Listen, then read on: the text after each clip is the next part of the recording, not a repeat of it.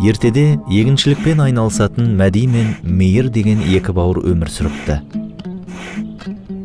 Үлкені Мәди үйленген, балалы шағалы болса, кішісі Мейір бойдағы екен.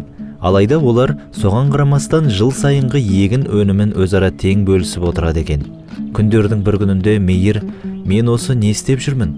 Ағам болса жанұялы, балалар көп, ал мен жалғызбын.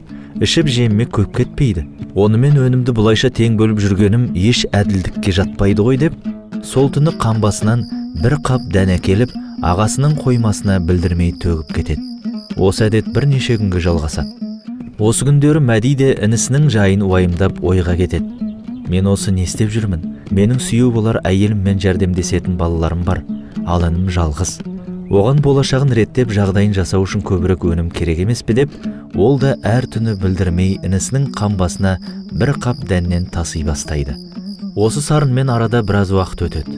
Алайда екеуі де қанша күн өтсе де өз қоймаларындағы дәннің ортaya қоймайтынын байқайды. Сол күні түнде екеуі де өз қамбаларын тексеруге шыққанда кенеттен бір-біріне жолығып қалады. Жағдайды бірден түсінген олар қолдарындағы қаптарын тастай салып, көздеріне жас алған күйі құшақтаса кетеді. Кеңпейілдік деген бұл өмірде хош иісті әтірдің ыдысы секілді болу.